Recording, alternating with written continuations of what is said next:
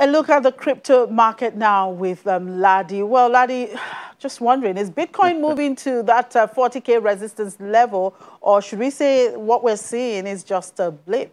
Well, a lot of analysts believe and traders believe that Bitcoin is actually on the way down. They don't see it actually crossing that 40K, but you know Bitcoin, always ready to surprise the market. The market, Well, yeah. it's a Green Friday, surprisingly.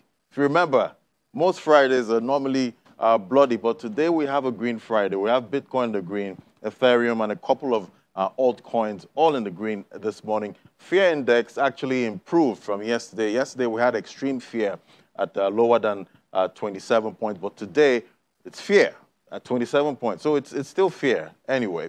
But market cap, $1.38 trillion traded this morning, up about 4.20%.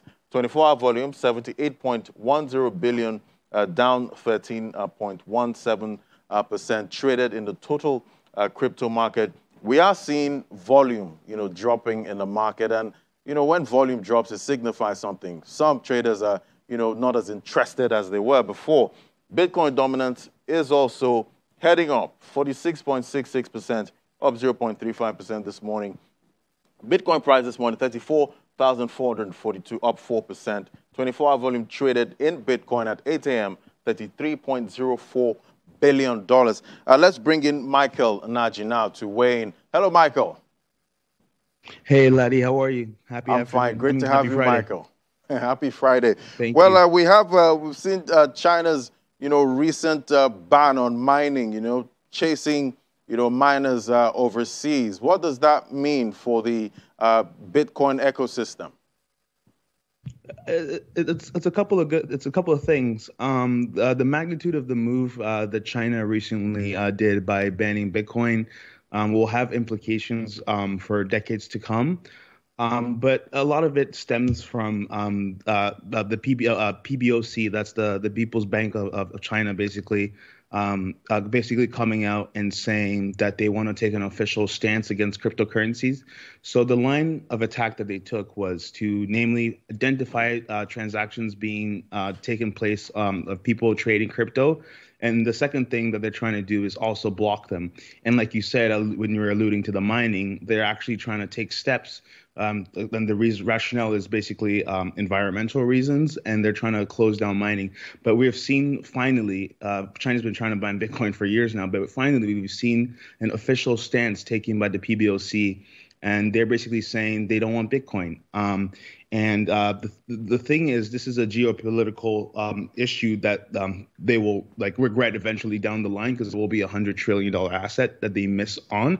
But the important thing to note is, as these miners go offline in China, a lot of it will move overseas to jurisdictions that is more favorable to them. So in the grand scheme of things, this is good for Bitcoin, because all the mining power isn't located in a region that basically doesn't want Bitcoin.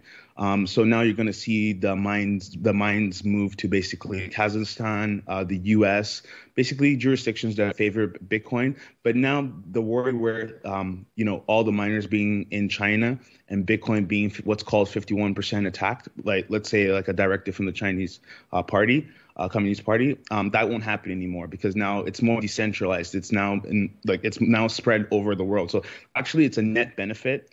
The tail risk of Bitcoin ever being overtaken by like a sole actor, which is the Chinese government, is now taken off the table. So it's actually now more decentralized. But I personally think what it is China loves capital controls. They love to control their economy to a T.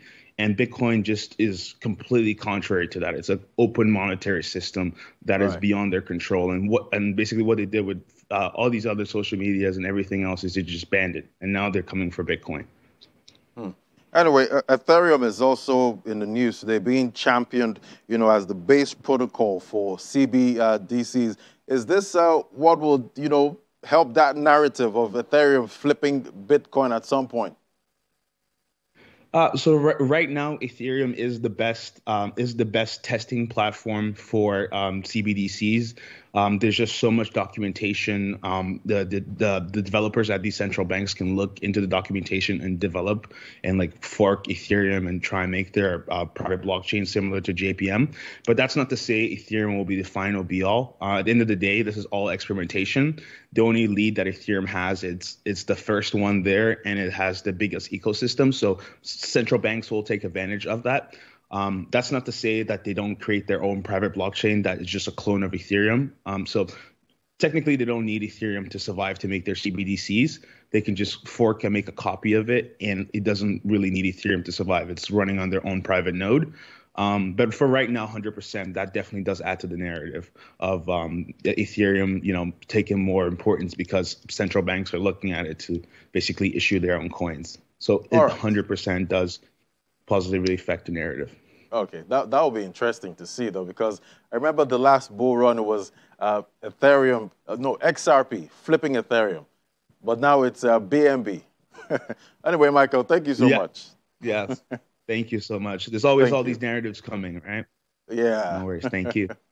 All right, Michael, great. Have a great day. Well, Jimmy, we have a top alts by market cap actually doing well this morning. But the main culprit there, that's the Elon Musk's baby, Doge, up 18% this morning. So, and a couple of other meme coins are also, looking up. Should we be looking at the Dogecoin this weekend? I mean, you said it's quite unusual to see, the market in green on a Friday. So perhaps we should look at Doge, or what's your coin And a pick? couple of other meme coins, because I see a lot of meme coins actually going up this morning. So might be a meme play for the weekend. Okay, but this is not a financial advice anyway. So if you must play, you just seek financial advice from professionals.